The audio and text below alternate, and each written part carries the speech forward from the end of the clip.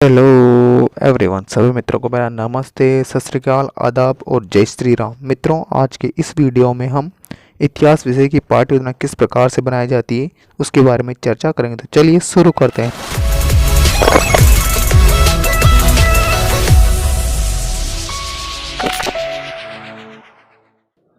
मित्रों, सबसे पहले जो आपकी दैनिक पाठ्य योजना डायरी है उसके ऊपर ही ऊपर आपको पाठ्य योजना का क्रमांक लगा लेना है। उसके पश्चात में आपका जिस विद्यालय में बीएड या बीएसटीसी का प्रशिक्षण प्रोग्राम चल रहा है या आप जिस विद्यालय में आपका लेसन प्लान तैयार कर रहे हैं उस विद्यालय का आपको नाम लिख देना है। और कक्षा 8 की पाठ्य योजना तैयार करें तो कक्षा 8 हो जाएगी। विषय आज का वो है इतिहास विषय। मित्रों, जिस कालांश में आप तैयार करें वो कालांश समयावधि हो जाएगा आपकी 30 मिनट, और जिस दिनांक आप तैयार करें उस दिनांक आप लगा लीजिए। मित्रों, आज का जो अपना प्रकरण है वो है शासक एवं इतिवृत्त एवं मुगल दरबार। तो इस प्रकरण के ऊपर आज अपन पाठ्य योजना तैयार करेंगे। मित्रों, आपको फिर हेडिंग लगा लेनी है शिक्षण बिंदु अपेक्षित व्यवहारगत परिवर्तन की। इस प्रकार से ये 3 कॉलम बना लें, क्रम संख्या, शिक्षण बिंदु और अपेक्षित व्यवहारगत परिवर्तन। तीनों कॉलम बनाने के पश्चात आप लिखने हैं। लिखने से पहले मैं आपको थोड़ा बता देता हूँ कि शिक्षण के उद्देश्य क्या होते हैं।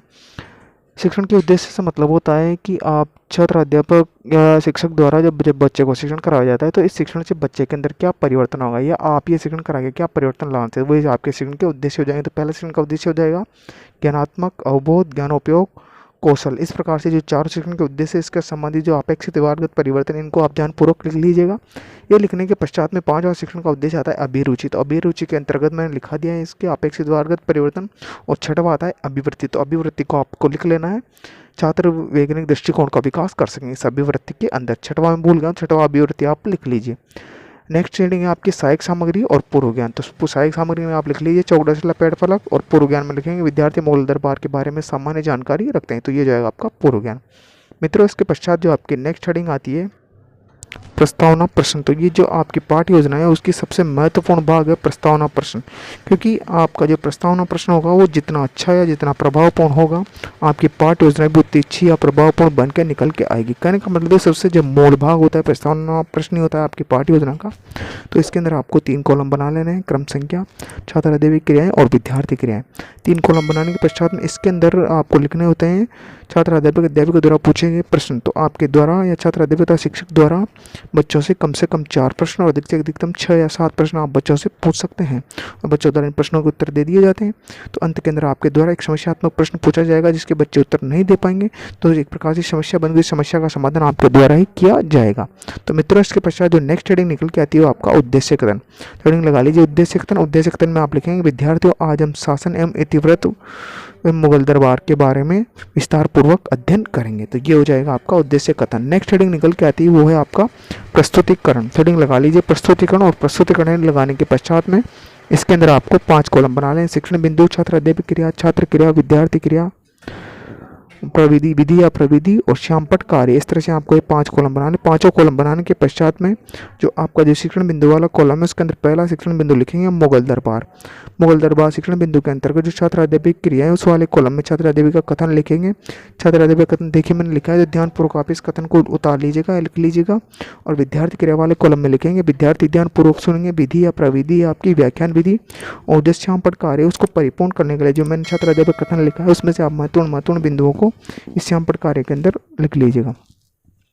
मित्रों, इसके पश्चात में जो आपका द्वितीय शिक्षण बिंदु आता है वो द्वितीय शिक्षण बिंदु है इतिवृत्तों की रचना। इतिवृत्तों की रचना से संबंधित जो मैंने देखिए यहाँ पे विकासात्मक प्रश्न भी लिखा है, तो इसके जो छात्र अध्यापक कथन वाला कॉलम के आपको इसका कथन लिख लेना है। और इससे संबंधित जो आप विद्यार्थी करें, विद्यार्थी ध्यानपूर्वक सुनेंगे, विधि हो जाएगी व्याख्यान विधि और श्यामपट कार्य को आप परिपूर्ण कर लीजिए। नेक्स्ट जो आपका शिक्षण बिंदु आता है तृतीय शिक्षण बिंदु वो है रंगीन चित्र। तो रंगीन चित्र शिक्षण बिंदु से के संबंधित जो मैंने विकासात्मक प्रश्न लिखा है इन विकासात्मक प्रश्नों को आप दिन लिख लीजिए। जो विकासात्मक प्रश्न या बोध प्रश्न ही एक प्रकार से, तो इसके संबंधित जो रंगीन चित्र से संबंधित छात्र अध्यापक कथन है उस छात्र अध्यापक कथन को भी लिख लीजिए और इसके बोध प्रश्नों को भी आप ध्यानपूर्वक लिख लीजिए। मित्रों, जो बोध प्रश्न होते हैं वो छात्र अध्यापक के द्वारा पूछे जाते हैं और इसलिए पूछा जाता है कि उसके द्वारा पढ़ाए गए पाठ या छात्र अध्यापक द्वारा पढ़ाए गए पाठ से बच्चे का ध्यान इधर उधर भंग नहीं, उसका ध्यान एकाग्रचित होकर पाठ में लगा, इस वजह से बोध प्रश्न पूछे जाते हैं। विद्यार्थी क्रिया वाले कॉलम को आप कंप्लीट कर लीजिए। विधि या प्रविधि आपकी प्रश्नोत्तरी विधि और व्याख्यान विधि चल ही रही है और शाम कार्य को भी आप परिपूर्ण कर लीजिए। मित्रों, इस प्रकार से जो आपकी पाठ्य योजना है वो संपूर्ण रूप से यहाँ पे समाप्त हो जाती है। लेकिन मित्रों, उससे पहले आपको हेडिंग लगा लेनी है। नेक्स्ट हेडिंग जो आगे निकल के आती है आपकी यहाँ से, वो है आपके मूल्यांकन प्रश्न। तो मूल्यांकन प्रश्न के बारे में थोड़ी सामान्य जानकारी आपको दे देता हूँ कि मूल्यांकन प्रश्न किसके द्वारा पूछे जाते हैं और क्यों पूछे जाते हैं। जो मूल्यांकन प्रश्न होते हैं वो छात्र अध्यापक अध्यापिका द्वारा पूछी जाती है और इसलिए पूछी जाती है ताकि जो उसने पाठ या उसके द्वारा जो भी प्रकरण पढ़ाया गया है या जिस विषय के बारे में पढ़ाया गया वो बच्चों ने सीखा है अथवा नहीं सीखा है, कितना सीखा है, इस बात की जानकारी प्रतिपुष्टि या फीडबैक लेने के लिए छात्र अध्यापक अध्यापक द्वारा मूल्यांकन प्रश्न किए जाते हैं। और ये मूल्यांकन प्रश्न उसके द्वारा किसी भी प्रकार के तैयार किए जा सकते हैं। जरूरी नहीं जैसा मैंने प्रश्न बनाया उसी भी प्रकार से आप प्रश्न तैयार करें। आप लघुत्तरात्मक, अति लघुत्तरात्मक, निबंधात्मक, बहुविकल्पात्मक किसी भी प्रकार के प्रश्न आप तैयार कर सकते हैं ताकि छात्रों का मूल्यांकन आसानी से किया जा सके। मित्रों, अंत के अंदर आपको छात्रों को गृह कार्य दे देना है। गृह कार्य उस आधार पर देना है जिस घटना के स्तर से आपने बच्चों को अध्ययन करवाया है, उस घटना के स्तर को ध्यान में रखते हुए बच्चों को आप गृह कार्य दे दी ताकि बच्चे घर पर जाकर अपना जो खाली समय है उसका सदुपयोग आसानी से कर सकें। आशा करता हूँ कि आपको वीडियो अच्छा लगा होगा। Thanks for watching.